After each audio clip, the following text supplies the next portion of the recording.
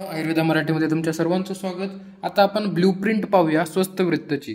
आपण ट्राय करूया की एकाच व्हिडिओमध्ये दोन्ही ब्ल्यूप्रिंट म्हणजे पेपर 1 आणि पेपर 2 ची ब्ल्यूप्रिंट आपल्यासमोर मांडूया. स्वस्थ आणि स्वास्थ्य एसएक्यू नंबर 1. पहिल्या एसएक्यू मध्ये आपल्याला काय येण्याचे चान्सेस आहेत? स्वस्थ आणि स्वास्थ्य.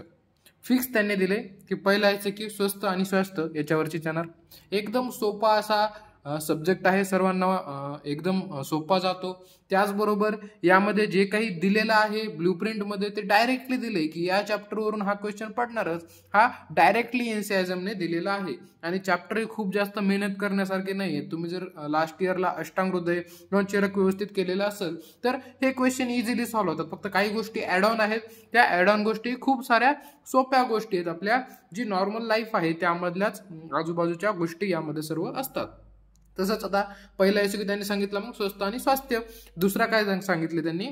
हेल्दी लाईफस्टाईल म्हणजेच दिनचर्या. दिनचर्यावरती तुम्हाला येऊ शकतो दुसरा एसएक्यू डायरेक्टली. रात्रीचर्यावरती तिसरा एसएक्यू येणार आहे तुम्हाला. चौथा एसएक्यू ऋतुचर्यावरती येणार आहे.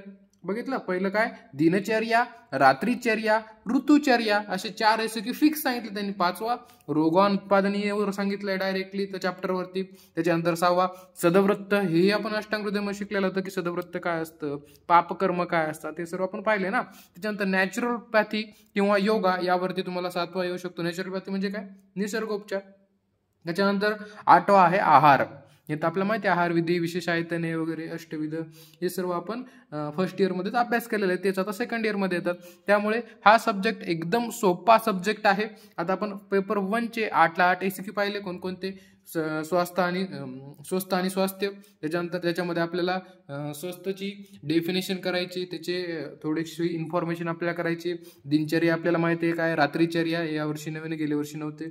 ऋतुचर्या, रोगानुत्पादनीय, सदवृत्त, त्याच्यानंतर योगा, नॅचरोपॅथी आणि आहार. हे 8 एसएक्यू पेपर 1 साठी. त्याच्यानंतर आता पेपर 1चे एलएक्यू कोणकोणते असणार आहेत मित्रांनो? तर पहिला एलएक्यू तुम्हाला हेल्दी लाईफस्टाईल म्हणजे दिनचर्यावरती फिक्स एलएक्यू आहे तुमचा पहिला. दुसरा एलएक्यू तुम्हाला फिक्स सापडणार आहे ऋतुचर्यावरती. तिसरा आहे आहारावरती. चौथा आहे योगावरती. फिक्स 4ही एलएक्यू फिक्स सांगितलेत. मग तुम्हाला अभ्यास करायला एकदम सोपं आहे की 4 चॅप्टर एकदम परफेक्ट करून जायचे.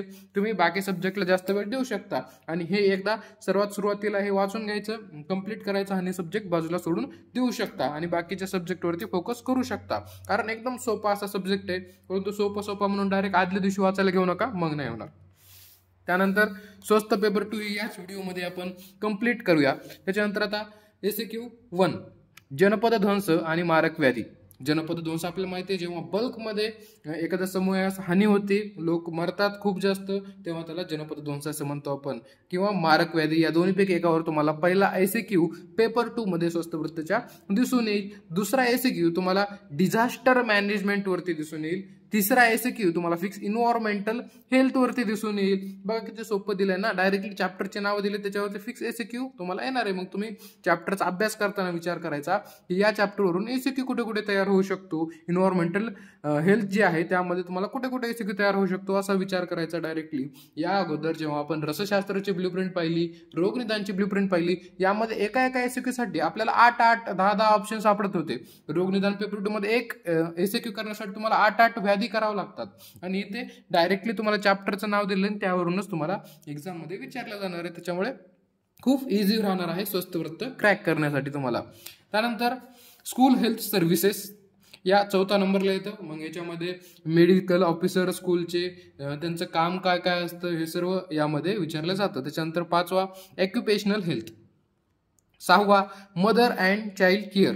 आपल्याला बेसिक लेवलवरती गव्हर्नमेंटने जे काही योजना वगैरे काढलेल्या आहेत ते कसं सर्व चालतं, पीएचसी कशी चालते, हे सर्व आपल्याला यामध्ये पाहायचं आहे. 7वं फॅमिली वेलफेअर प्रोग्राम. ही 7व्या एसएक्यू मध्ये तुम्हाला 100% विचारलं जाणार. त्याच्यामुळे तुमचे आन्सर तयार करून जायचे.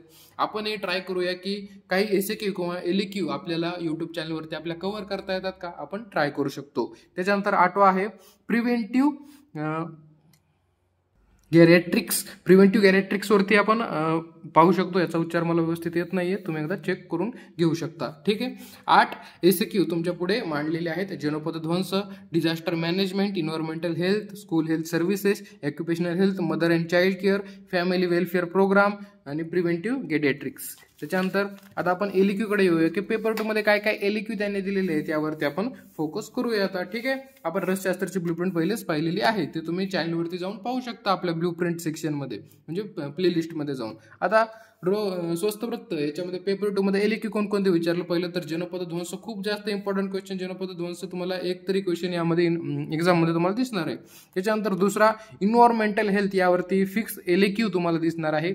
त्यानंतर प्रायमरी हेल्थ केअर, यावरही तुम्हाला PHC, आपल्याला सर्वांना माहिती आहे की आपल्याला PHC सेंटर्स असतात, प्रायमरी हेल्थ केअर सेंटर्स, हे तुम्हाला अभ्यासामध्ये आहेत. ते कसं चालतं, तिथे कोण कोण काम करतं, सिस्टम कशी आहे, त्याचे प्रिन्सिपल्स काय आहेत, हे सर्व आपल्याला यामध्ये पाहायचं आहे. त्याच्यानंतर नॅशनल हेल्थ प्रोग्राम्स, हे नॅशनल हेल्थ प्रोग्राम्स कोणकोणते आहेत, कसे कसे काम करतात, हे सर्व यामध्ये विचारले जातात. आणि फिक्स क्वेश्चन आहेत मित्रांनो हे, त्यामुळे व्यवस्थित करून जायचं आहे. या व्हिडिओमध्ये आपण दोन्ही पेपर एकदम छान पद्धतीने ब्लूप्रिंट अनालिसिस पाहिलं, यामध्ये काहीच अवघड असं नाहीये.